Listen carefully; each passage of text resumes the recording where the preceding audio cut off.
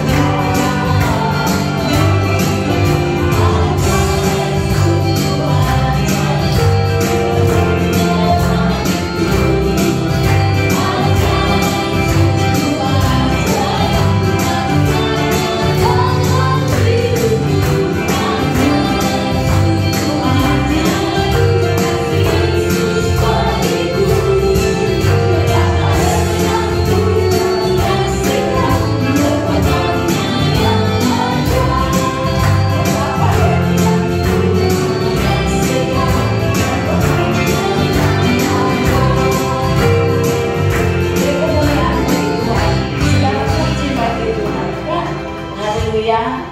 Kita nyanyi lagi, kita tetap berdiri ya, tidak lama. Kita sebentar lagi kita akan dengarkan firman Tuhan, tapi kita nyanyi dulu. Ada satu sobatku yang setia. Mari. Ada satu sobatku yang setia. Saudara, siapa sobat saudara? Ya, suami, istri, sahabat, teman. Ya, ada sobat kita secara manusia, tetapi ada satu sobat yang tidak, yang selalu ada di dalam susah dan duka, yang selalu memberikan kita kekuatan, bukan? Amin. Haleluya. Ya, mana haleluya? Haleluya. Puji Tuhan, Tuhan kita adalah sobat kita. Dia ajaib, saudara ya. Dia tetap menolong kita. Hari. Ada satu sobatku yang setia.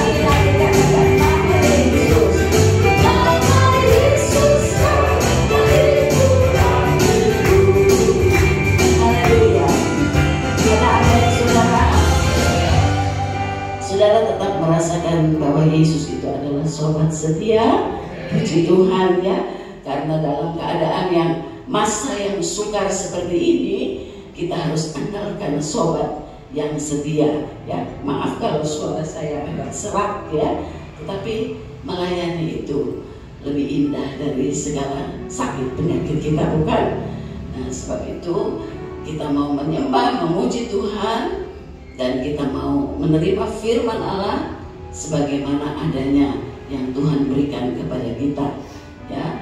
Sebab kita adalah orang-orang pilihan Allah. Jangan lupa bahwa kita adalah orang-orang pilihan Allah. Kalau Dia setia kepada kita, kita pun perlu setia kepadanya. Ada amin?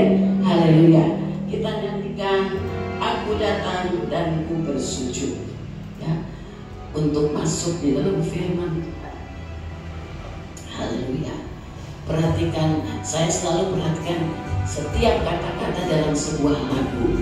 Jadi kita tidak nyanyi sembarang saja, tapi di dalam lagu ini, di dalam setiap lagu selalu ada nasihat, selalu ada penghiburan, dan selalu ada teguran buat kita. Mari kita nyanyikan Aku datang dan ku bersujud di hadapanmu, ku rasakan indah hadiratmu.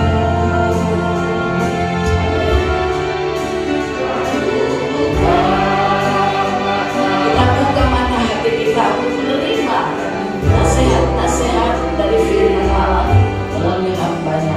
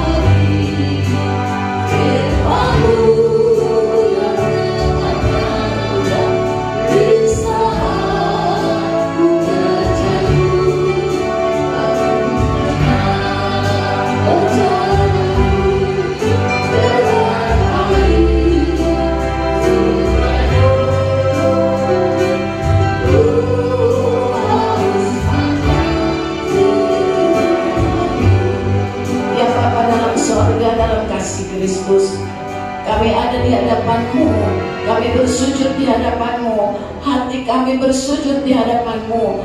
Kami ingin menerima berkat firman Allah. Kami sudah memuji Engkau. Kalau Engkau sudah menghentar kaki-kaki kami, tubuh kami ini untuk datang ke rumah-Mu, ini semua karena anugerah-Mu saja. Tidak ada sesuatu yang dapat kami banggakan dalam hidup kami ini, Tuhan. Kalau kami ada sebagaimana kami ada, itu sungguh karena keajaiban-Mu saja. Hal-hal yang tidak kami duga dapat terjadi tiba-tiba. Itu sebabnya Tuhan, perlengkapilah kiranya kami dengan firman Allah, dan jadikanlah kami berkat. Kami tidak menerima firman itu untuk diri kami sendiri, tetapi juga untuk orang lain. Mari ubah sikap hati kami.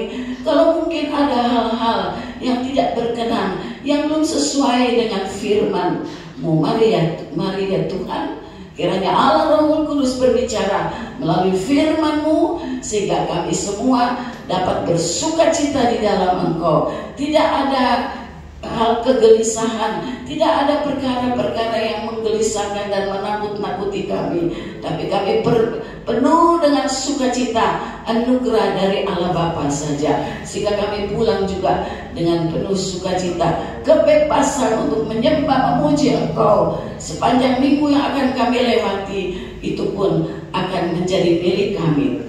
Tuhan, urapi hamba-Mu yang Kau sudah siapkan, dan juga kiranya urapi telinga rohani kami, hati kami, Tuhan. Roh Allah ada di sini untuk mengadakan keajaiban, merubah segala keadaan kami. Puji Tuhan. Kalau ada yang datang dengan susah, Engkau hiburkan. Ada yang datang dengan persoalan, Engkau juga yang akan meluruskan dan membuka jalan. Puji Tuhan, kami percaya Engkau ada di sini. Dalam nama Yesus Kristus, kami akan duduk diam menerima firman Allah. Haleluya. Amin. God is good all the time. God is good. Puji Tuhan, kita sudah menyanyikan bahwa firman Tuhanlah yang ajaib, ya. Firman Tuhanlah yang memberkati kita.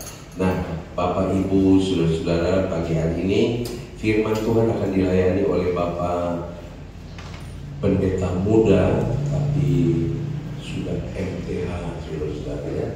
Bapak Pendeta muda Daniel Lapidan. Ya, mari kita buka hati buat firman Allah. Ya, hormati firman Allah, jangan anggap enteng firman Allah. Saya sudah sering kali katakan, sebab firman Allah itu adalah pribadi Allah sendiri, ya, di dalam Yesus Kristus. Saya percaya kita akan diberkati. Nah, Bapak Ibu, saudara-saudara sekalian, nanti saya mohon maaf kepada Bapak Daniel sementara khotbah. Kami diundang oleh Sugeng, saudara-saudara. Di sini mungkin beberapa yang mengenal Sugeng. Dia adalah pengerja kami dulu, dan hari ini gerejanya 11 tahun umurnya. Waduh, saya pikir-pikir kita nggak pernah hitung-hitung berapa tahun udah gereja ini, ya. Tetapi dia 11 tahun usia gerejanya, maka dia undang saya. Dia bilang, oh mau nggak mau, oh mesti datang, katanya. Ya, jadi kami mohon sebentar untuk kita tetap pandang kepada Tuhan, fokusnya kepada Tuhan, dan bantu doa. Kami akan ke Narogong, saudara-saudara, ya, Bekasi, karena melayani hari ulang tahun gereja. Namanya juga GPDI Anugerah Narogong Taman Indah. Nah, puji Tuhan, ya. Selamat beribadah, selamat menikmati berkat Tuhan, dan Tuhan pasti memberkati kita. Mari berdoa, Tuhan memberkati. Puji Tuhan.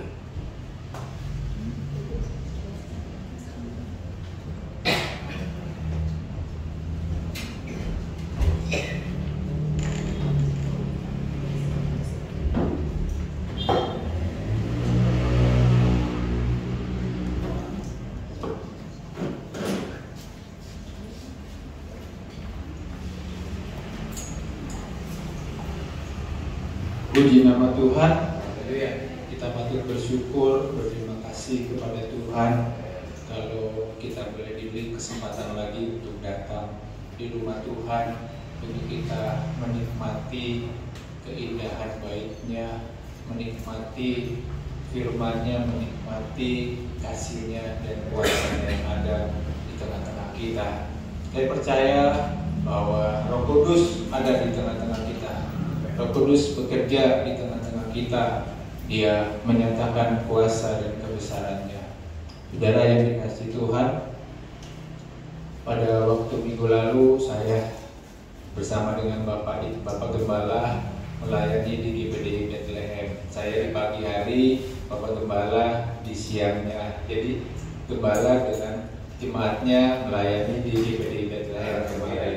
Puji Tuhan, saya nggak nyangka saya dipercayakan oleh Tante Lydia untuk melayani firman Tuhan di sebuah gereja yang besar, ya, yang jemaatnya juga banyak, dan juga Tante Lita adalah mentor kami, ya, sehingga saya dipercayakan untuk melayani.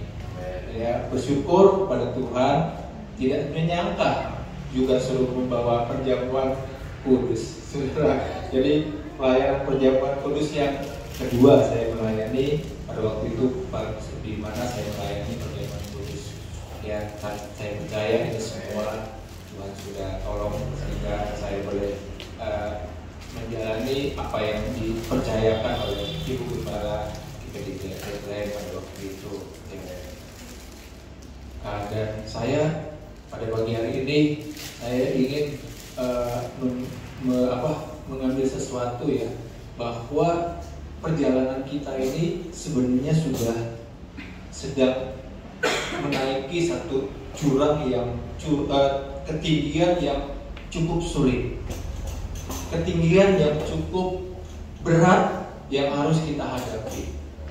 Karena perjalanan kita ini sebenarnya kita sudah hampir mencapai titik di mana Tuhan Yesus datang kembali. Tadi Bapak Gembala bilang bahwa 11 tahun GPDI Anugerah Norogong, ya. 11 tahun juga ini berdiri. Ya, 11 tahun ini juga, nah, ini menjadi serupa dengan dia, menjadi serupa dengan Yesus ini ditempel ini udah 11 tahun.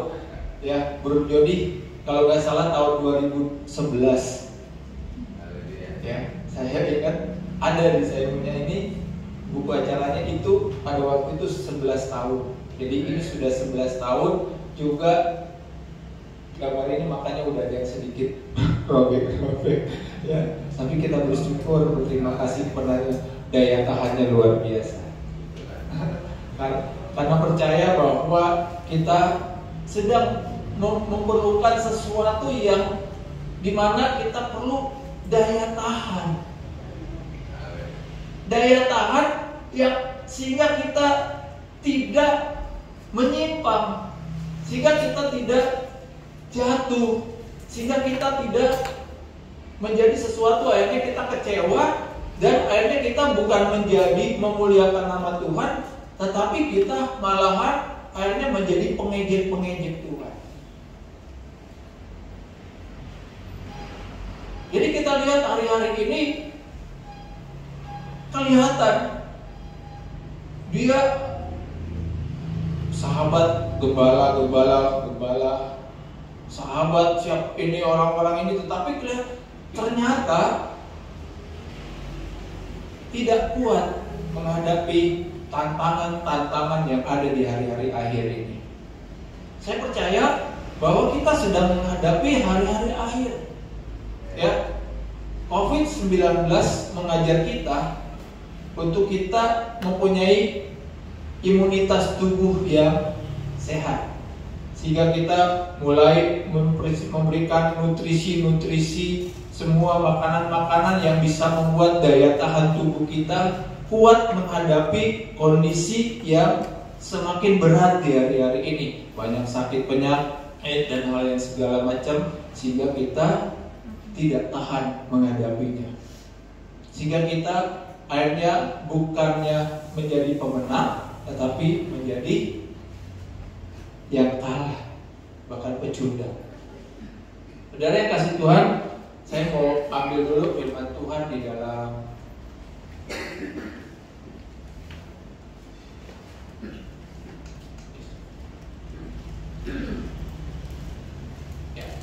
dalam Yakobus pasal yang ke-5 ayat yang ke-7.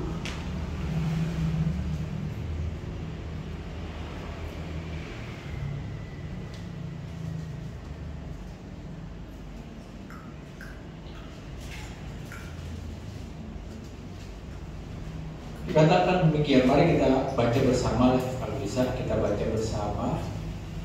Yakobus pasal 5 ayat yang ke-7, 2, 3. Karena itu saudara-saudara, bersabarlah sampai kepada kedatangan Tuhan. Sesungguhnya petani menantikan hasil yang berharga dari tangannya, dan ia sabar sampai telah turun hujan musim gugur dan hujan musim semi. Saudara yang dikasihi Tuhan, kita tahu bahwa firman Tuhan yang disampaikan pada hari ini adalah di mana kita sedang menantikan kedatangan Tuhan kali yang kedua. Betul? Pasti setiap hamba-hamba Tuhan hari-hari ini lebih gencar lagi untuk menyatakan tentang bahwa kedatangan Tuhan sudah tidak lama lagi. Memang berita kedatangan Tuhan itu sejak saya masih di Pemuda di Keramat itu sudah pelajarannya Bapak Mande, ya, pelajaran daripada mereka-mereka yang berbicara baik di Pemuda, mulai dari almarhum Bapak Erhard Awi, Bapak semua yang kita dengar luar biasa, pengajar-pengajar yang luar biasa, bahwa kedatangan Tuhan sudah diberitakan. Tetapi kita melihat di hari-hari ini semakin nyata dan semakin jelas bahwa kedatangan Tuhan itu sudah tidak lama lagi. Kemarin saya berkatakan di dalam firman Tuhan, kita sebenarnya sebagai orang percaya berterima kasih atas kejadian-kejadian yang terjadi di hari-hari ini, atas mungkin COVID-19 atau apa yang terjadi, karena kita percaya bahwa Tuhan sedang menggenapi firman-Nya. Tuhan sedang menggenapi apa yang disampaikan melalui mulut, bibir, lidah. Melalui hamba-hambanya, Dia sedang menggenapi. Berarti kita harusnya berterima kasih. Aminkan firman Tuhan itu. Situasi apapun yang kita hadapi, kita harus aminkan di hari-hari ini dan percaya, oh, sungguh bahwa saya yakin pemeliharaan Tuhan sempurna di dalam setiap pribadi kita. Amin. Saya percaya bahwa pemeliharaan Tuhan itu sempurna. Saya ingin berikan kata bisa ditekan, ini kayaknya saya nggak bisa. Nah, saya beri judul daya tahan. Ya, kata kesabaran dalam bahasa Yunani itu adalah makrotumeo. Dalam bahasa Ibrani itu makrotumeo, yang mempunyai arti adalah pertama bahwa patient. Artinya sabar. Kesabaran. Tapi juga mempunyai arti to be along spirit, ya. To be along spirit. Artinya memiliki semangat yang tidak mudah patah. Jadi kita mempunyai semangat yang tidak mudah patah, yang benar-benar semangat itu terus menerus ada di dalam hidup kita. Tapi juga artinya bahwa not to lose heart. Jadi tidak kehilangan pengharapan. Dan yang terakhir adalah endurance, daya tahan. Jadi kita lihat bahwa kata kesabaran dalam bahasa Yunani yang namanya makrotumeo itu mempunyai arti pengertian yang pertama adalah sabar, memiliki semangat yang tidak mudah patah, memiliki tidak kehilangan pengharapan akan Dia, bahkan memiliki daya tahan.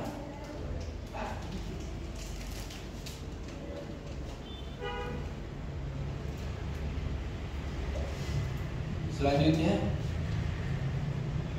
kata kesabaran dalam ayat ini lebih tepat diartikan dengan endurance. Ya. Jadi kata kesabaran ini lebih tepat dikatakan dengan endurance atau daya tahan.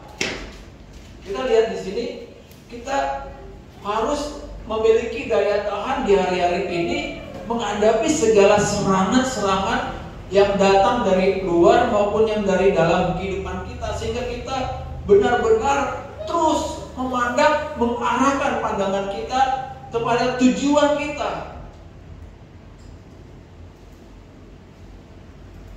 Tujuan kita apa? Tujuan kita apa? Surga. Atau bertemu dengan Tuhan Yesus.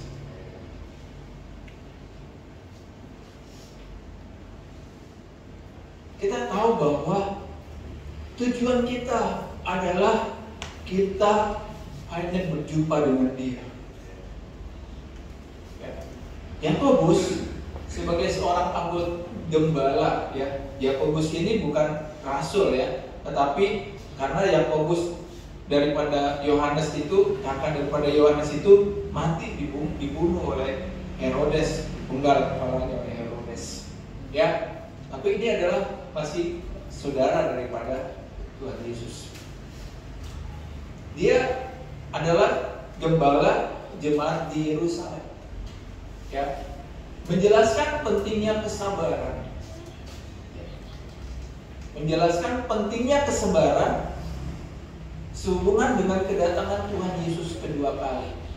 Ya, jadi di sini kita lihat bahwa Yakobus mengingatkan kepada jemaat di Yerusalem bahwa kesabaran itu adalah sesuatu yang sangat kita harus pegang menuju kedatangan Tuhan Yesus kedua kali.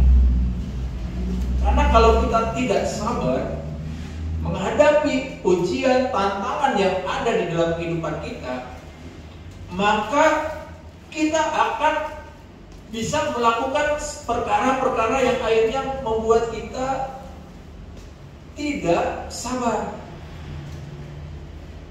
membuat kita akhirnya jatuh di dalam dosa, membuat kita akhirnya tidak lagi fokus untuk tujuan yang kita mau capai.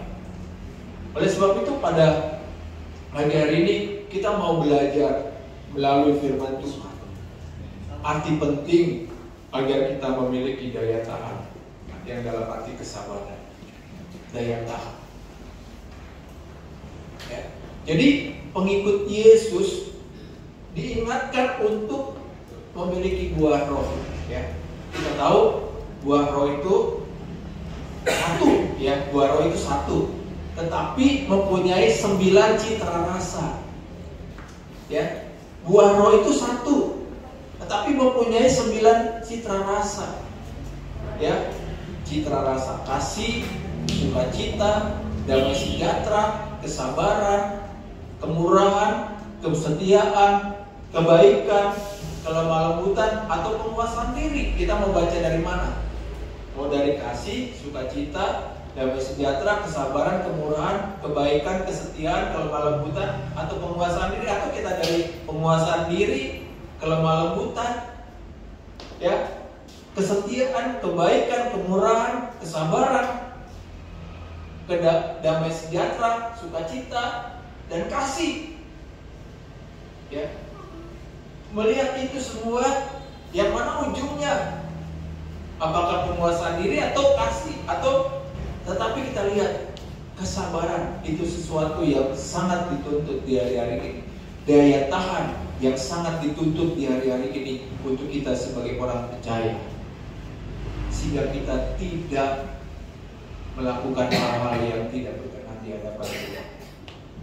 Dalam 2 Petrus pasal yang ketiga, ayat yang ketiga dikatakan begini di dalam 2 Petrus pasal yang ketiga ayat yang ketiga dikatakan demikian, yang terutama harus kamu ketahui ialah bahwa pada hari-hari zaman akhir akan tampil pengejek-pengejek dengan ejekan-ejekannya, yaitu orang-orang yang hidup menurut hawa nafsu. Ya, kita lihat di hari-hari ini banyak pengejek-pengejek. Banyak pengejek-pengejek.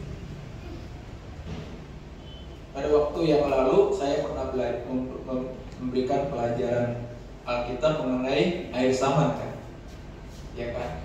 Saya pernah berkata bahwa ada yang namanya pengejek-pengejek yang berusaha ada di akhir zaman ini, ya. Kita tahu bahwa pengejek-pengejek itu, ya, kalau kita lihat di sini bahwa pengejek-pengejek itu adalah orang-orang yang ada di dalam kehidupan, ya bisa juga kita lihat di dalam gereja Tuhan. Dia ada di gereja Tuhan. Dia ada sebagai bagian dari tubuh Kristus. Ya.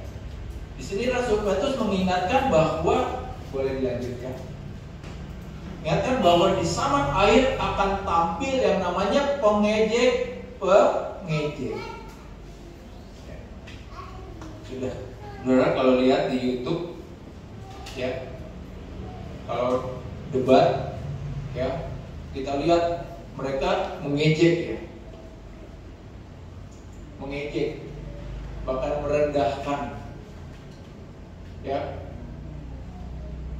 itu dalam satu debat. Tetapi kita lihat sekarang apa yang terjadi, orang percaya pun juga bisa menjadi pengejek, bisa menjadi pengejek, ya. Jadi kira-kira seringkali kita berasumsi, ya, banyak orang Kristen yang berasumsi bahwa pengejek yang dimaksudi adalah pengikut antikris, ya. Pengejek yang disangka pengikut antikris. Kalau itu sudah jelas, itu sudah kita tahu bahwa mereka mengejek, mereka memutarbalikkan kebenaran firman Tuhan, melawan firman Tuhan. Tetapi pengejek yang sesungguhnya itu adalah, di sini pengejekan di sini bukan hanya secara dikatakan verbal dengan menggunakan kata-kata, tetapi juga sikap dan perbuatan itu dinyatakan. Ya, kita tahu hari-hari ini, beberapa bulan ini kita digembarkan dengan peristiwa seorang pejabat tinggi di Polri, ya, kedudukannya tinggi sebagai orang yang dikatakan dia punya posisi yang sangat sebenarnya besar, luar biasa. Tetapi apa yang terjadi dengan orang tersebut? Apakah dia tidak sedang mempermalukan nama Tuhan? Apakah dia tidak sedang mengejek dengan apa yang dia lakukan, apa yang dia perbuat, dengan sikap yang dia tunjukkan sebagai seorang yang sebenarnya harus menegakkan hukum yang ada, tetapi akhirnya dia melanggar hukum?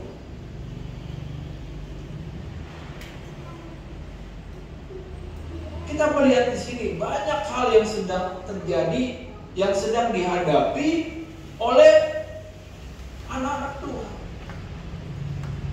Kenapa dia bisa melakukan itu? Karena daya tahan rohani yang tidak dimiliki. Daya tahan di dalam spiritnya untuk terus mengiring untuk Tuhan lebih banyak dipengaruhi oleh hawa nafsu. Ya. Dikatakan mereka adalah orang-orang yang hidupnya menurut hawa nafsu. Mereka hidupnya menurut hawa nafsu. Kita melihat bahwa apa yang sedang dipertontonkan di tengah-tengah kehidupan kita, bangsa dan negara kita hari-hari ini. Bahkan ada seorang pendeta yang berusaha membela, akhirnya menjadi olokan, menjadi bulian daripada netizen.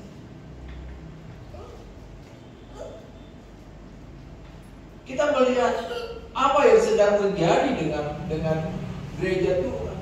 Saya percaya bahwa firman Tuhan pun digenapi, bahwa Tuhan sedang mengukur bait suci. Tuhan sedang mengukur iman, kadar kehidupan daripada setiap kita orang percaya. Tuhan sedang mengukur itu semua. Oleh sebab itu, mari kita mau belajar, ya, di dalam hidup kita, ya, bagaimana caranya agar kita memiliki kesabaran atau daya tahan yang kuat menjelang kedatangan Yesus kedua kali, sehingga kita tidak jadi pengejek-pengejek. Ini yang perlu kita sadari hari-hari ini. Bagaimana kita memiliki kesabaran, daya tahan yang kuat di tengah-tengah hiruk pikuknya, di tengah-tengah terkerasnya dunia yang kita hadapi hari ini. Kita tidak tahu seringkali ada mana tangan kanan, mana tangan kiri seringkali. Yang sering terjadi. Yang baik bisa dibuat jahat, dijadikan jahat bersalah. Yang bersalah bisa dijadikan baik. Jadi di tengah-tengah bangsa dan negara, orang-orang yang jelas-jelas sudah gagal, bahkan dibilang berhasil,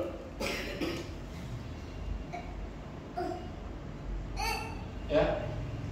Kita melihat di sini bagaimana Yesus mengajar kita. Yesus memberi banyak perumpamaan tentang sikap mengikut Yesus di zaman akhir. Ada orang-orang yang tidak sesuai dalam menantikan kedatangan Yesus yang kedua kali, sehingga akhirnya dia menjadi sepertinya pengejek-pengejek. Ya. Pertama kita lihat belajar, tidak berjaga-jaga. Kita baca di dalam Lukas pasalnya yang ke-12, ayatnya yang ke-42. Lukas pasal yang ke-12 ayatnya yang ke-42. Saya tidak kasih ini. Lukas pasalnya yang ke-12 ayat yang ke-42 dikatakan demikian.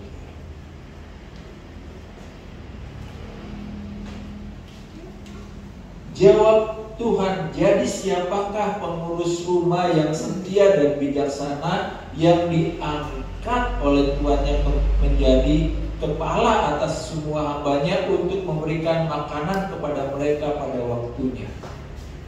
Yesus menjawab apa yang dipertanyakan oleh Petrus atas apa yang Yesus telah sampaikan kepada mereka. Jadi di dalam ayat yang sebelumnya, Yesus menceritakan bagaimana tentang seorang hamba yang setia, yang menantikan tuannya pulang dari perkawinan. Menantikan. Dan Yesus mereka bertanya, kata Petrus, Tuhan, kamikah yang Engkau maksudkan? Kamikah yang Engkau maksudkan? Ayat 41 ini ya. Dengan perumpamaan itu atau juga semua orang.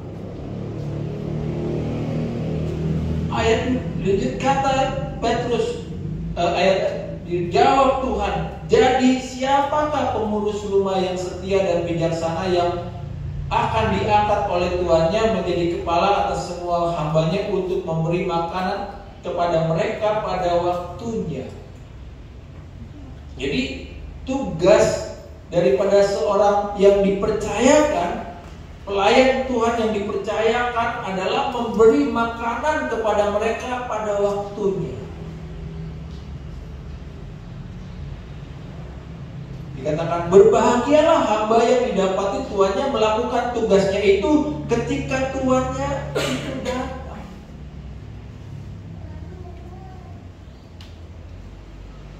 Aku berkata kepadamu, sesungguhnya tuannya itu akan mengangkat dia menjadi pengawas segala miliknya.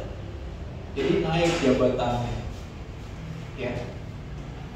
Tadinya mungkin dia pelayan, tetapi kemudian dia menjadi kepala atas pelayan-pelayan.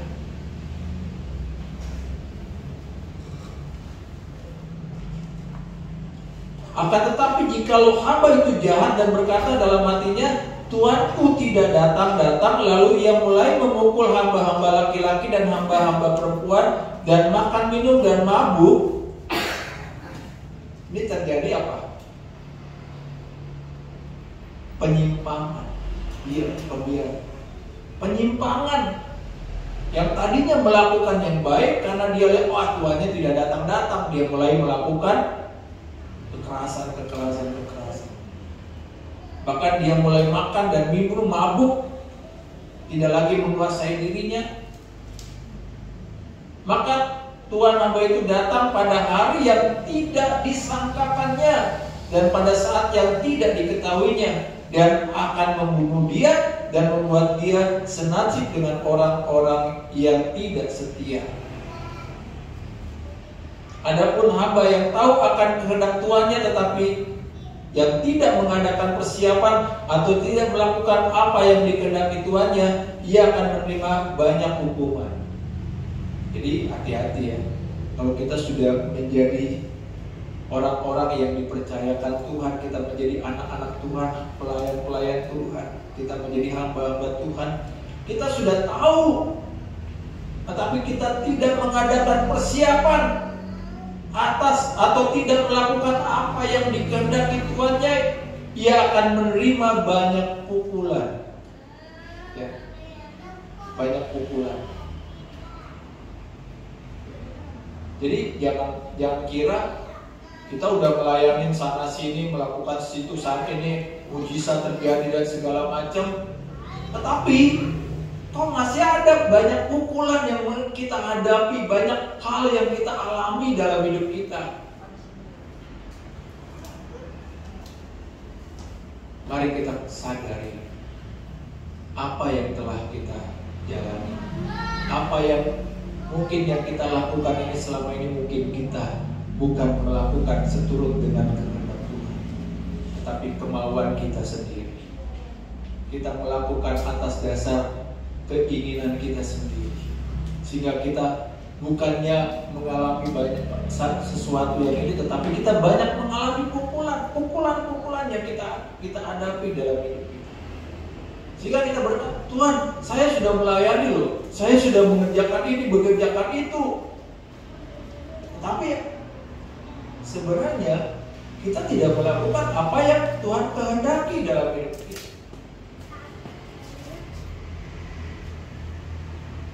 Ayat 48. Tetapi barang siapa tidak tahu akan kehendak tuannya dan melakukan apa yang harus mendatangkan pukulan, ia akan menerima sedikit pukulan.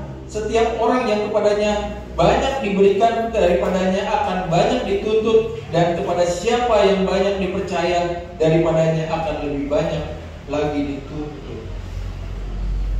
Ya, dari gambaran ini kita lihat, menggambarkan kita orang percaya seperti hamba-hamba yang bekerja di rumah majikan dan bertahan untuk menyambut majikannya pulang dan kemudian melayani majikannya ketika pulang.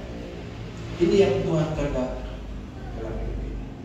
Kita melayani ketika majikannya pulang, kita menyediakan makanan untuk majikan kita, bermakanan sedang walaupun kita majikan kita sedang makan, kita tetap ada di setia di dalam melayani terus, maka kita akan melihat maka apa yang dikatakan oleh majikan itu kepada kita. Kita pasti melihat. Selanjutnya, kita adalah para pelayan Tuhan. Ya, maka hendaklah kita hidup sebagaimana layaknya seorang pelayan Tuhan. Jadi ketika kita hidup sebagai pelayan Tuhan, layaklah kita hidup sebagai pelayan Tuhan. Kalau kita tidak melakukannya, maka kita akan disamaartikan dengan pengejek-pengejek yang hidup di air sana. Kita tidak melakukan apa yang selayaknya harus kita lakukan, sehingga kita akan disamakan dengan pengejek-pengejek yang hidup di air sana. Ya, mari kita sadari hari-hari ini. Biar kita tetap berdoa kepada Tuhan. Tuhan, apa yang Engkau mau aku perbuat dalam hidupku? Apa yang Engkau kehendaki aku lakukan di dalam kehidupan ini? Sebagai pelayan, sebagai anak-anak-Mu yang Tuhan inginkan di dalam kehidupan ini. Karena Tuhan berkata, ya, nasihat daripada Yakobus untuk kita bersabar dan kita sehingga kita memiliki daya tahan. Yang pertama, kenapa kita bisa menjadi orang-orang yang akhirnya kita menjadi pengejek-pengejek? Ya, karena tidak berjaga-jaga. Jadi kita harus tetap berjaga-jaga, punya perhatian, concern untuk apa yang akan kita nantikan, apa yang sedang kita kerjakan sementara kita sedang menantikan kedatangan daripada majikan kita.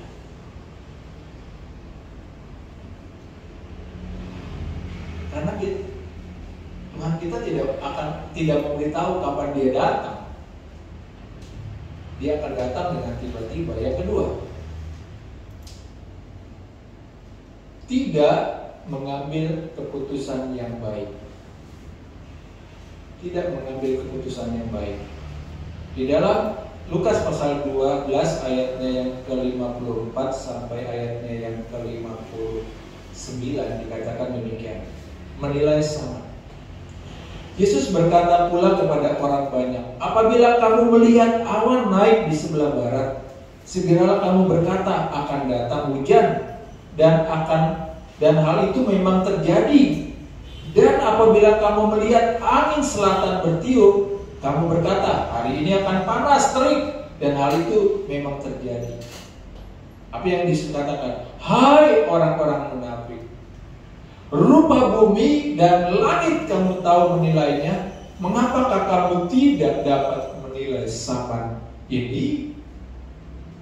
Jadi Yesus berkata kepada orang-orang Farisi dan ahli Taurat, engkau tahu akan adanya perubahan dalam bumi ini, rupa bumi, langit kamu tahu bahwa apabila ada ini akan ada awan mendung bahwa akan ada hujan. Kalau ada angin selatan, akan ada panas terik. Tahu. Tetapi mengapa engkau tidak memutuskan, dalam ayat 57, mengapa engkau juga tidak memutuskan sendiri apa yang benar? Di sini tidak mengambil keputusan yang baik. Kita udah tahu ini benar, ini salah. Tetapi kita nggak mau mengambil keputusan yang baik, sehingga kita mengambil yang salah, yang kelihatannya membawa kita kepada keuntungan kita, hawa nafsu kita dipuaskan, tetapi yang benar kita tolak.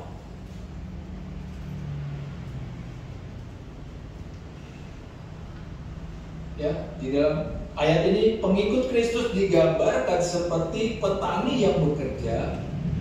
Kalau kita baca di dalam Yakobus pasal 5 ayat 7 itu, yang menantikan kedatangan Tuhan seperti petani yang bekerja di ladang, di mana dia menunggu cepat atau lambat, si petani itu akan tahu dan mengerti, menilai tentang cuaca. Petani akan tahu, seorang petani. Ya, akan tahu, sebentar lagi akan hujan nih.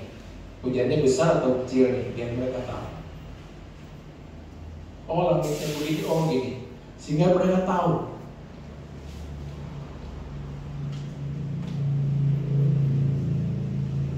Ya, iya, terus kita lanjutkan. Ia harus mengambil keputusan yang baik dengan mulai menanam, menabur, atau menuai, dan akhirnya juga menuai.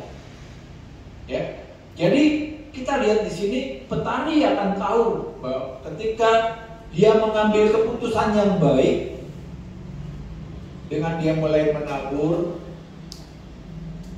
mulai menanam, dan dia juga akan waktunya akan menuai. Karena orang yang menabur, dia akan menuai. Dia menabur banyak, dia akan menuai banyak. Tetapi menabur sedikit, jangan berharap menabur luar banyak. Tetapi ketika kita mau menabur banyak, maka kita akan melihat hasilnya di kemudian hari. Kalau kita tabur angin, maka kita akan tuai badai. Itu masih terjadi. Kalau kita tabur kebaikan, maka kita akan menuai kebaikan. Tetapi kalau kita tabur kejahatan, maka kita akan menuai dosa dan murka Allah. Jadi kalau kita selama ini kita mungkin hidup terus di dalam dosa dan kejahatan, mari kita datang kepada Tuhan, kita mau menyerahkan hidup kita. Jangan terus hidup dalam dosa dan kejahatan. Ya. Yakobus pasal 4 ayat 17 katakan, jadi jika seorang tahu bagaimana ia harus berbuat baik, ya, jadi jangan lihat bahwa kejahatan itu karena kita membunuh, melakukan sesuatu dan lainnya, tetapi kita tahu bahwa kita berbuat baik, tetapi kita tidak lakukan.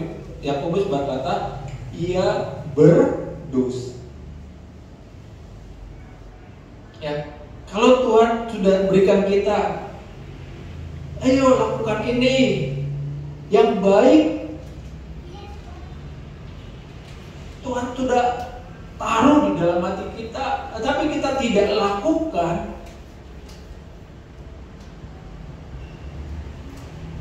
Jangan bilang, Tuhan kan saya nggak membunuh, Tuhan kan saya nggak mencuri, Tuhan saya kan tidak menyakiti orang lain dan tidak kita dikatakan, firman Tuhan katakan, ia berdosa.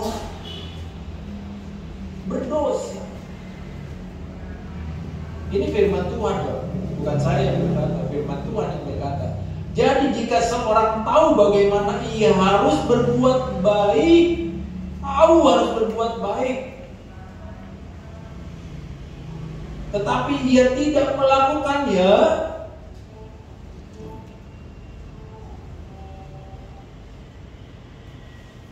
ia berbuat dosa.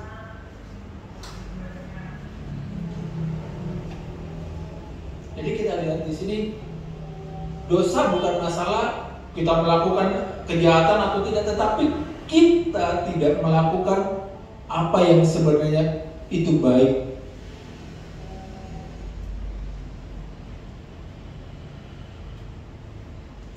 Firman Tuhan katakan ia berdosa. Yang ketiga, kenapa akhirnya orang yang karena tidak mempunyai daya tahan yang kuat, sehingga dia akhirnya menjadi pengejek-pengejek. Tadi saya katakan pengejek-pengejek itu bukan orang yang di luar, tetapi juga ada di dalam rumah Tuhan. Dia sering beribadah setia, mungkin menjadi donatur dalam pelayanan yang ada. Bisa seperti itu dia. Tapi kita mau lihat sini. Tidak mau berjuang melalui pintu yang sesat. Tidak mau berjuang melalui pintu yang sesat. Waktu minggu lalu saya khotbah di Bethlehem, saya mengambil satu ini, berhasil dan berbuah. Perbedaan berhasil dan berbuah. Apa itu berhasil? Berhasil itu biasanya itu untuk diri sendiri.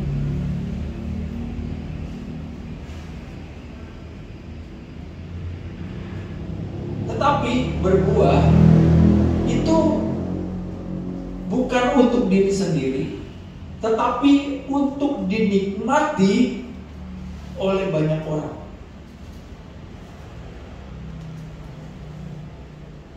Saudara, pohon berbuah, pohon yang berbuah, yang menikmati pohon itu atau orang lain?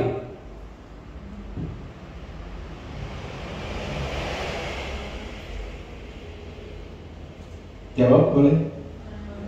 Orang lain ya.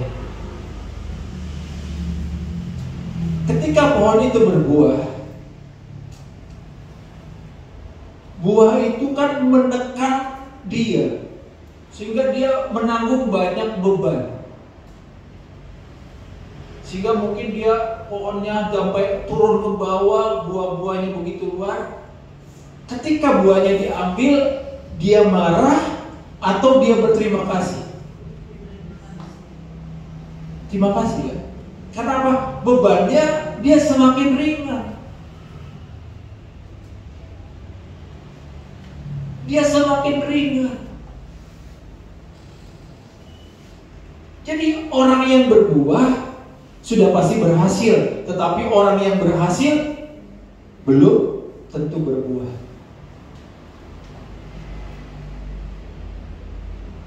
Orang berhasil itu hanya apa ya? Maunya melihat event, kegiatan ini, kegiatan itu dia lakukan. Waktu acara Natal dia mau tampil, waktu acara ini dia tampil, tetapi waktu beston, waktu pelajaran Alkitab, waktu lain-lain, nanti dulu aja lah, kerjaan dulu. Tapi kalau berbuah, proses itu dia memeluk proses. Jadi proses itu adalah sesuatu yang akan membawa dia semakin berbuah. Ketika dia dibersihkan, dia bersyukur, Tuhan, aku dibersihkan. Ketika dipangkas dari benalu-benalu yang berusaha untuk menghambat untuk dia dapat berbuah, dia akan bersenang hati.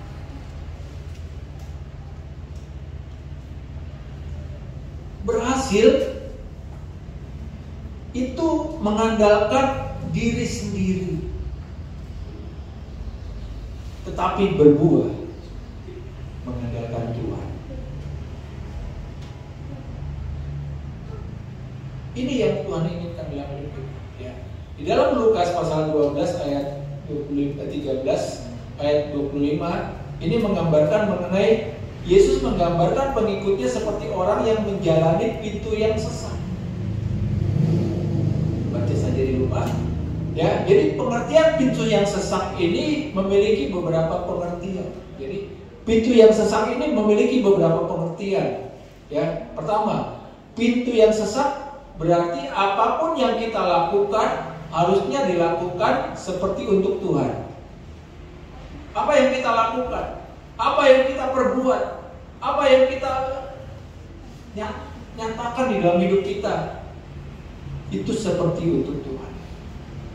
Baik kita melakukan tugas pekerjaan kita untuk atasan kita, baik kita melakukan tugas kita untuk keluarga kita,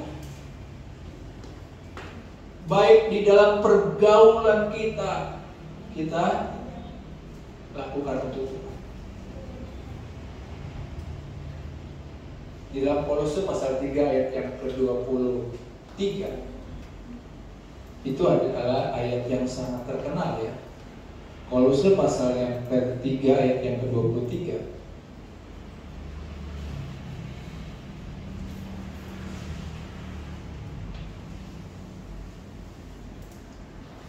Dikatakan demikian, apapun juga yang kamu perbuat, perbuatlah dengan segenap hatimu seperti untuk Tuhan dan bukan untuk manusia. Ya, dalam bekerja untuk keluarga harus berbuat seperti segala pada Tuhan. Dalam bergaul, entah itu berbuat atau berbicara sesuatu, harus seperti kepada Tuhan. Bahkan apapun yang kita lakukan semuanya seperti kepada Tuhan. Jadi ada kata suka-sukamu Tuhan, suka-sukamu Tuhan, suka-sukamu Tuhan, suka-sukamu Tuhan. Jadi kita melakukan untuk kesukaan Tuhan. Ya. Waktu ibu-ibu masak untuk suami, untuk anak-anak, masak seperti untuk Tuhan. Ya. Waktu kita membersihkan rumah untuk supaya rumah itu bersih, lakukan itu seperti kita melakukan untuk Tuhan. Semua yang kita kerjakan itu untuk Tuhan. Artinya pintu yang sesak berarti apapun yang kita lakukan harus dilakukan untuk Tuhan. Terus yang kedua, arti yang kedua mengenai pintu yang sesak berarti menyangkal diri memikul salib. Ini orang percaya yang ada di dalam kehidupannya, yaitu bahwa kita sedang memasuki pintu yang sesat. Jadi belajar menyangkal diri dan memikul salib.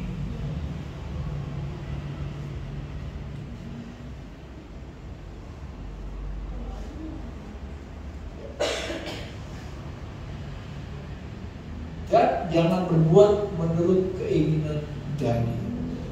Ini yang Tuhan inginkan dalam kehidupan kita. Apapun yang kita perbuat harus dengan menyangkal diri, memikul salib, dan jangan berbuat menurut keinginan daging. Ini yang Tuhan inginkan di dalam setiap kehidupan kita sebagai orang percaya. Ya.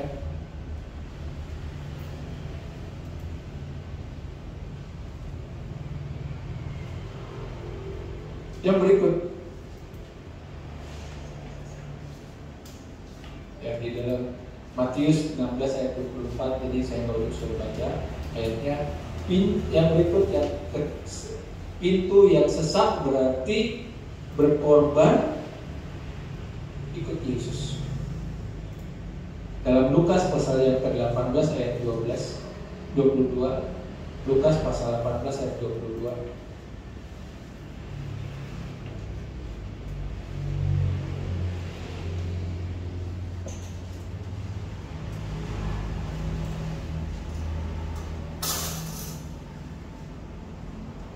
Mendengar itu Yesus berkata kepadanya, masih tinggal satu lagi yang harus kamu lakukan. Jualah segala yang kau miliki dan berbagi-bagikanlah itu kepada orang-orang miskin, maka engkau akan beroleh harta di surga. Kemudian datanglah kemari dan ikutlah aku. Yesus ditanya oleh seorang muda, orang kaya, bagaimana Tuhan supaya kita bisa masuk surga?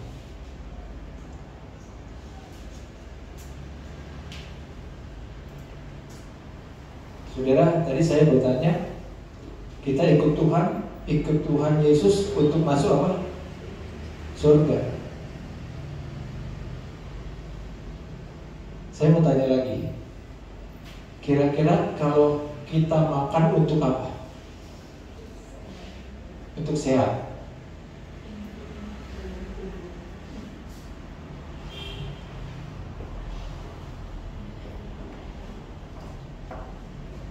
Pak Ruben, kita makan untuk apa? Nambah kekuatan.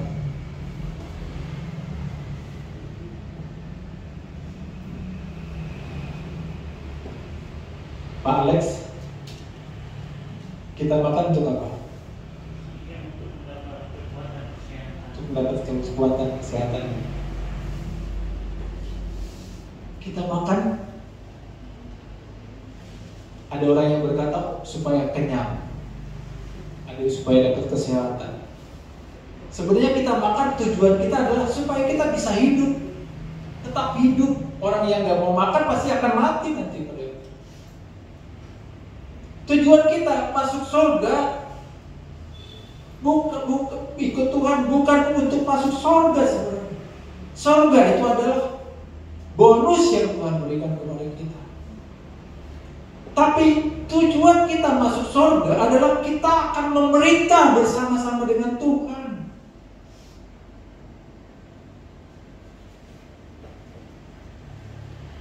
Karena itu pertama Tuhan berikan kepada kita manusia diciptakan untuk dapat berkuasa. Coba baca di dalam Kejadian pasal 1. Kita dilihat di sini.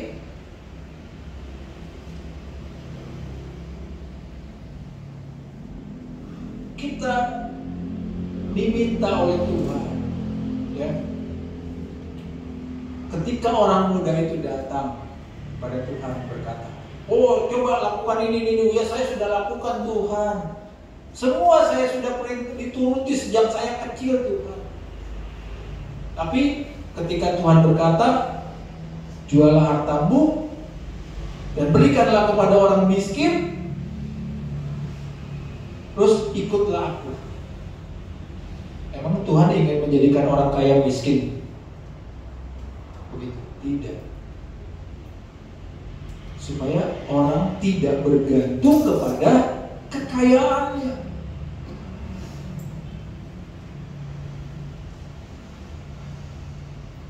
Di sini berarti menjual harta dan membagikan kepada orang miskin dan mengikut Yesus.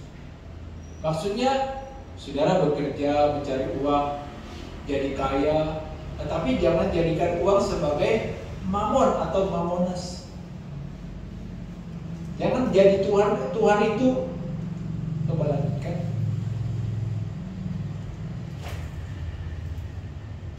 Uang, kekayaan dan keutamaan dapat menjadikan Allah kedua.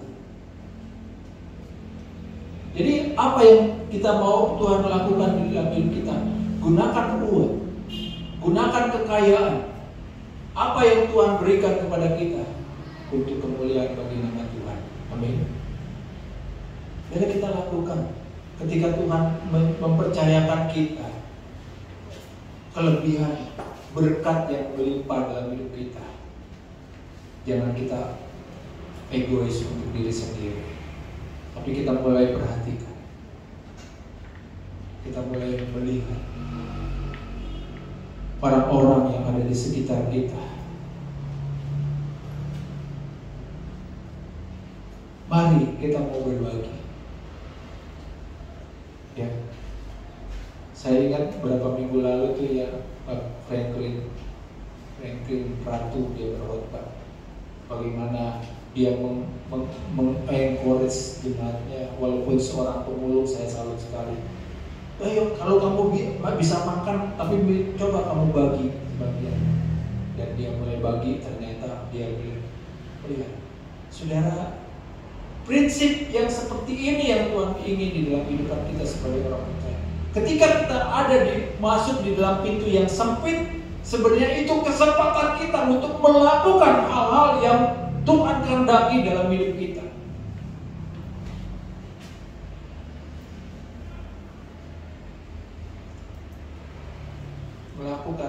apa yang Tuhan kehendaki untuk Tuhan. Pikul salib, menyangkal diri, bahkan hidup berkorban, berbagi bagi sesama dan mengikut Yesus. Kalau kita mengerti firman Tuhan, kita harus melakukan segala sesuatu seperti kepada Tuhan. Jangan berbuat dengan mengikuti keinginan daging atau hawa nafsu.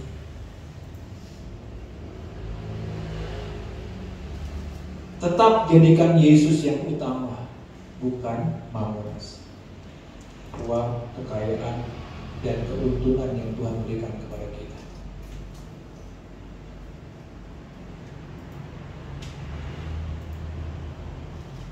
Mari kita belajar di hari-hari ini. Jika kita mengerti, namun tidak mempraktekkan, kita sama dengan yang dikatakan mengejek Yesus. Kita mengerti, kita tahu, tapi kita mengabaikan, sama aja kita jadi pengejek.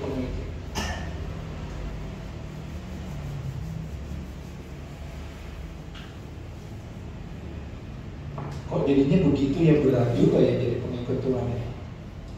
Sepertinya.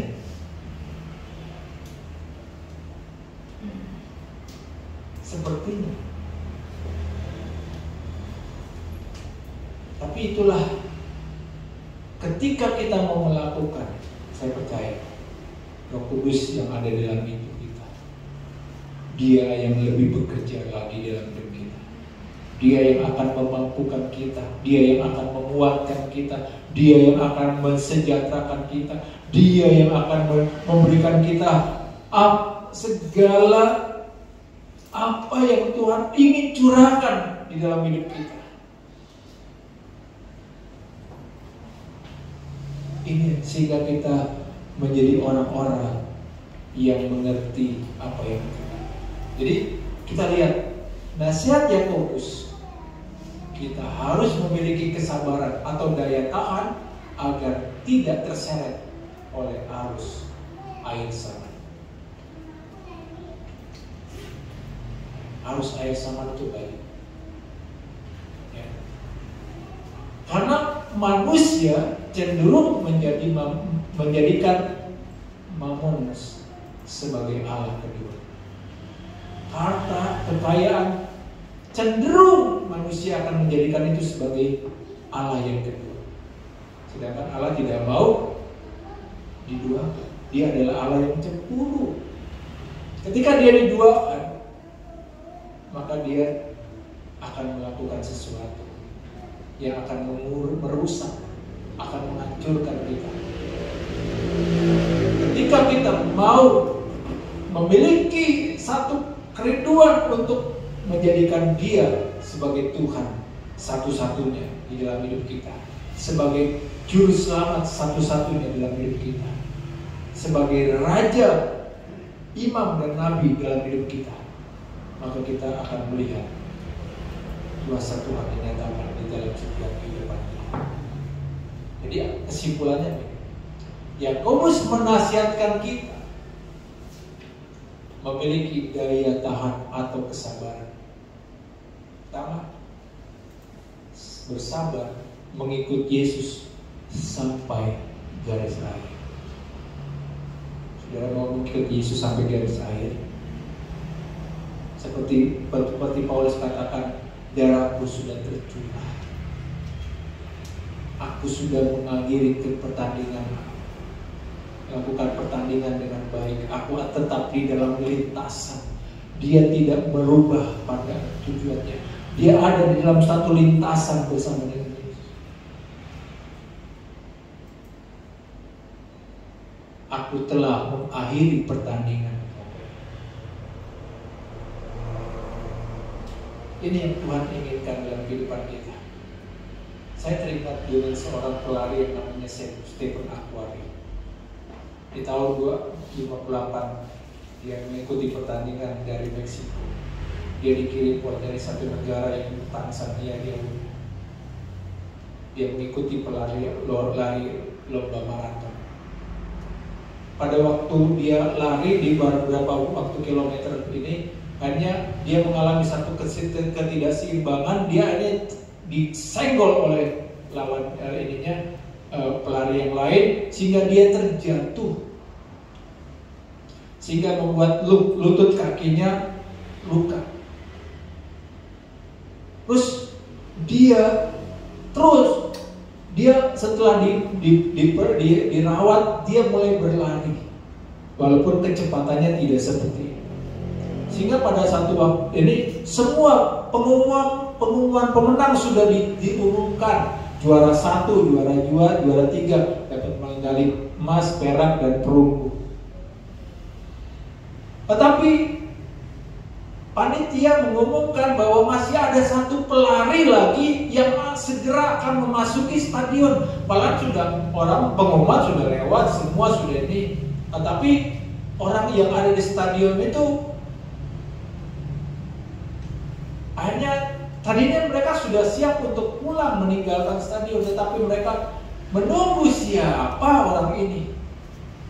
Siapa orang ini? Hanya setelah dia masuk stadion, dia mengitari ini stadion dan akhirnya mengakhiri pertandingan. Mendapat aplaus yang luar biasa, bahkan lebih aplaus daripada juara 1, 2, dan 3 yang mendapatkan medali. Yang mendapat medali mungkin namanya sudah tidak tahu lagi, tapi kalau kita cari tahu mungkin. Tetapi nama Stephen Akhwari itu lebih dikenal sampai saat ini. Ketika dia ditanya, kenapa engkau tetap melanjutkan pertandingan ini? Dia bilang, aku dikirim dari Tanzania, tempat yang jauh berpuluh kilometer jauhnya dari Tanzania ke Meksiko, bukan hanya memulai pertandingan, tetapi mengakhiri pertandingan. Saudara, biarlah kita menjadi pengikut Kristus yang sampai garis akhir. Jangan sampai putus di tengah jalan. Kedua, bersabar hidup dalam kebenaran. Gak mudah bersabar hidup dalam kebenaran. Walaupun ada rekan-rekan yang meninggalkan kebenaran.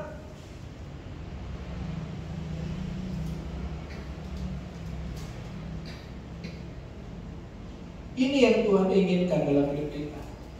Walaupun ada saudara-saudara kita yang mulai meninggalkan kebenaran, kita tetap berpegang kepada kebenaran. Ketiga, bersabar dengan setia beribadah dan melayani Tuhan. Saudara, melayani jangan anggap beban.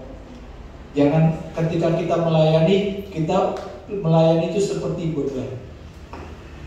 Tapi kita harus mempunyai pandangan yang berbeda. Ketika kita melayani, bahwa itu adalah satu kehormatan yang Tuhan berikan kepada kita. Ketika kita punya pandangan seperti bahwa melayani Tuhan adalah satu kehormatan, bukan suatu beban, maka kita akan melayani dengan satu kehormatan yang kita memberikan juga kepada Tuhan. Karena ketika saudara dipercayakan oleh Tuhan, apapun sekecil apapun di dalam pelayanan di dalam rumah Tuhan, mari itu bukan sebagai beban, tetapi sebagai penghormatan yang Tuhan percaya. Saudara, para menteri itu adalah pelayannya presiden. Ketika dia diangkat jadi menteri, itu suatu kehormatan. Begitu juga ketika saudara dan saya diangkat menjadi pelayan untuk melayani Tuhan, maka itu adalah sebagai satu kehormatan yang Tuhan percayakan kepada kita. kita mau memegang itu sampai akhir kehidupan kita. Apapun yang terjadi, mari kita percaya, kita pegang itu berpegang keras dan jadikan itu sebagai bagian dalam hidup kita. Maka saya percaya Tuhan akan senantiasa yang kembali bersabar walaupun harus memikul salib dan menyangkal diri.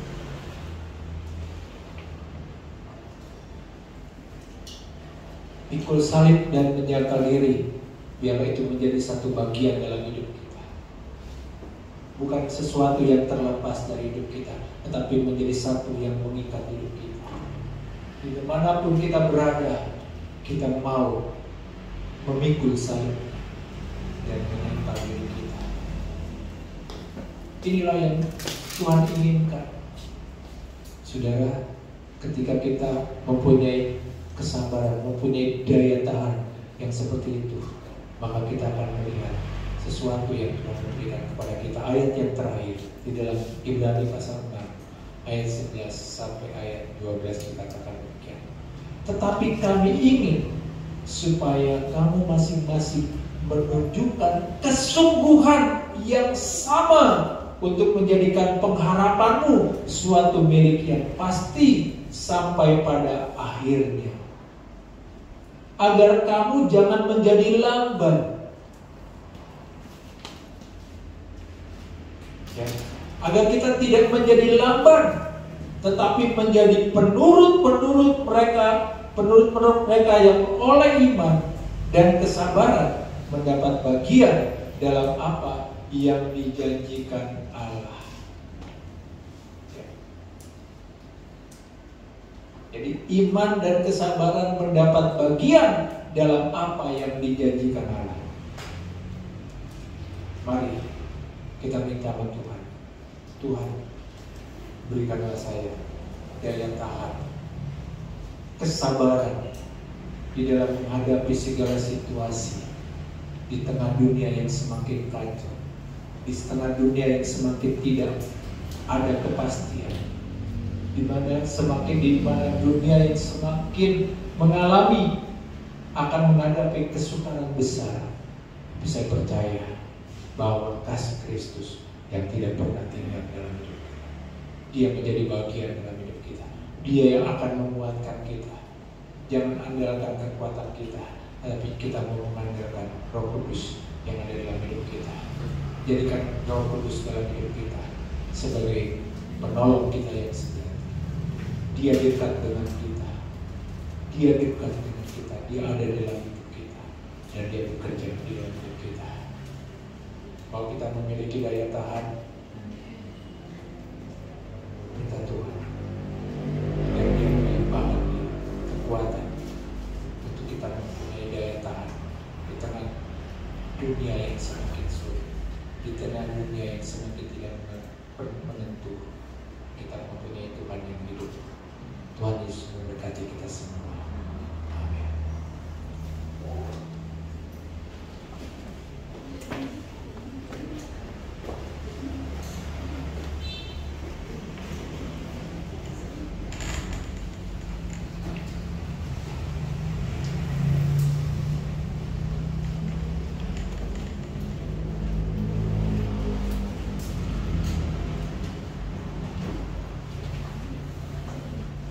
Ku datang pada salib itu, ku ingat cintanya Tuhanku,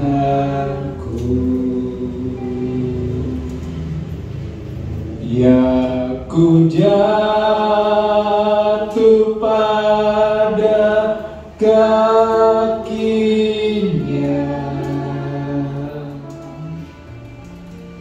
sana ku dapat ampun dosa. Ku datang pada salib itu,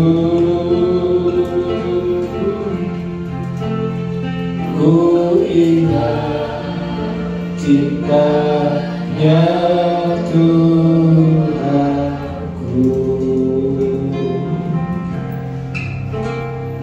biar ku jatuh pada kakinya,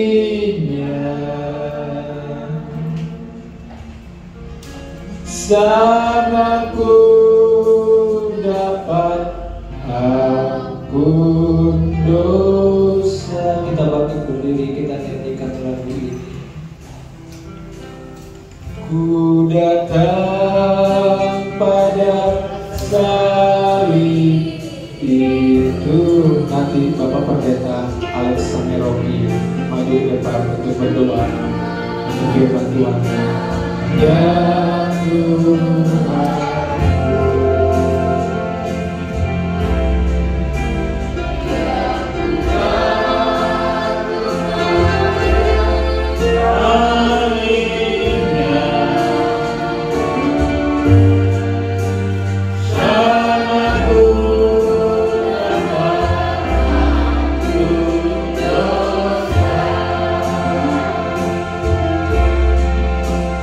ku datang pada salib itu,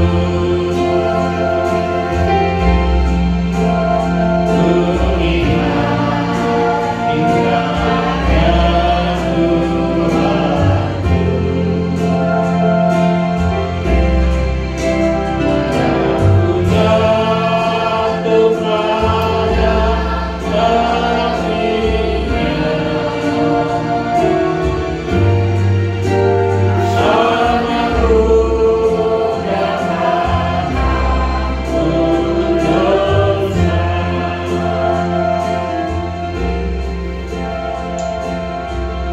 Bapa di sorga, Bapa yang kami panggil di dalam nama Tuhan kami Yesus Kristus, kami berterima kasih kepadamu ya Tuhan. Pada pagi hari ini kami telah mendengar kebenaran firman Allah, firman yang datang kepada kami mengajar untuk kami tetap hidup dan bertahan untuk mengiring akan Engkau ya Tuhan. Bapak Tuhan, Engkau tolong kami Tuhan. Kami tidak mampu untuk berjalan sendiri dengan kekuatan kami. Bapak itu bilang Allah Roh Kudus mengurapi kami, menghibur dan memberi kekuatan bagi kami hari demi hari Tuhan, agar kami tetap bertahan untuk mengikut Engkau sampai Engkau datang kali yang kedua Tuhan. Terima kasih Engkau telah memakai hamba-Mu Pak Pendeta Daniel menyampaikan kebenaran firman Allah. Engkau berkati pada dia, Engkau pakai terus dia dalam dia memberitakan kebenaran firman Allah Tuhan, di mana banyak jiwa-jiwa dikuatkan, diteguhkan Tuhan. Terima kasih banyak Tuhan. Terpuji-pujilah nama-Mu kekal sampai selama-lamanya. Dalam nama Yesus Kristus Tuhan Juru Selamat kami sudah berdoa dan sudah mendengar kebenaran firman Allah. Haleluya, amin.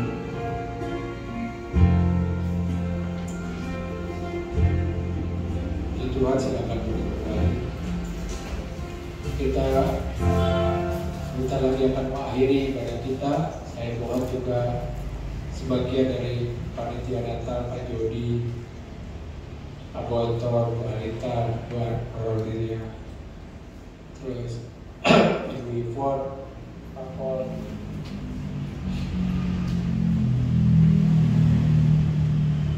Bu Anita, Pak Ruben.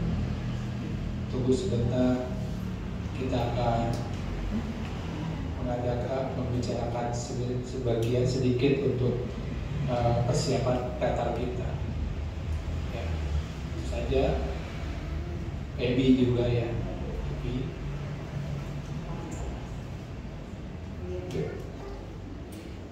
Sudah. Ya, jadi itu saja. Jadi saya mohon kita akan mengadakan rapat sebentar untuk persiapan Natal kita. Dan kita akhiri ibadah kita pada pagi hari ini. Kita berdoa untuk Bapak Kepala kita yang sedang melayani pagi hari ini di GPD Anugerah Naroko di bawah Pendeta Bapa surga. Mari kita berdiri, kita memuji Tuhan kepada kita pada pagi hari ini. Kami memuji kebesaran ajaib Tuhan.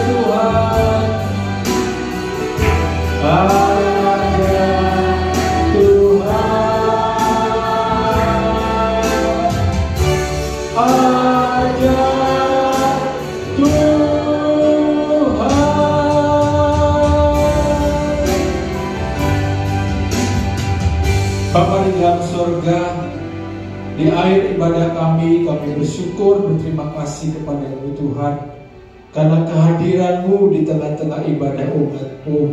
Engkau sudah bekerja dengan Roh Kudus-Mu. Biarlah setiap firman yang telah ditaburkan terus tertanam di dasar hati dan bertumbuh berbuah untuk hormat dan kemuliaan bagi nama-Mu ya Tuhan. Kami percaya kami yang menghadapi hari-hari akhir ini Tuhan, Engkau akan terus memampukan kami, Engkau terus menguatkan kami, Engkau memberikan kami kuasa-Mu ya Tuhan, sehingga kami boleh menjadi anak-anak-Mu yang setia, sabar, bertahan, memiliki daya tahan yang kuat untuk menghadapi hari-hari yang semakin berat di dalam kehidupan ini. Biar nama Tuhan yang dimuliakan, dibesarkan di dalam kehidupan kami. Berkati anak-anak-Mu Tuhan dimanapun mereka berada. Kalau mereka akan kembali dari rumah tempat ini, dan mereka akan kembali dalam menjalankan segala aktivitas mereka sepanjang minggu yang akan berjalan Tuhan. Mari penyertaan-Mu Tuhan, perlindungan-Mu, berkat-Mu atas mereka ya Tuhan. Mereka yang bekerja, mereka yang berbisnis, mereka yang studi, mereka pun yang melakukan segala apapun. Tuhan berkati Tuhan, jadikan mereka kuat, biarlah mereka tumbuh di dalam kehendak-Mu ya Tuhan, dan biar nama Tuhan yang dimuliakan dan dibesarkan. Terima kasih Tuhan. Berdoa untuk Bapak Ibu Gembala kami yang saat ini ada di GPDI Anugerah Narogong, di dalam pengembalaan Bapak Sugeng Tuhan, kiranya Tuhan tolong. Berkati Tuhan Bapak Gembala, urapi dia dengan urapan-Mu, pakai dengan kuasa-Mu ya Tuhan, dan kuasa-Mu dinyatakan di dalam kehidupannya. Nama-Mu yang dipermuliakan, dibesarkan, dan ditinggikan. Terima kasih Tuhan, terima kasih. Terima kasih. Jemaat Tuhan yang dikasih Tuhan, angkat tangan. Tuhan memberkati, Tuhan melindungi, Tuhan menyinari-Mu dengan wajah-Nya dan memberikan Engkau kasih karunia. Tuhan menghadapkan wajah-Nya kepadamu dan memberikan Engkau damai sejahtera. Damai sejahtera Allah yang melampaui segala akal, memelihara hati dan pikiranmu di dalam Kristus Yesus. Terimalah berkat daripada Allah Bapa, kasih sayang daripada Tuhan Yesus Kristus, persekutuan Allah Roh Kudus menyertai kita hari ini sampai Maranatha. Tuhan datang kembali menjemput anak-anak-Mu. Di dalam nama Tuhan Yesus Kristus dan berdoa, yang percaya katakan amin.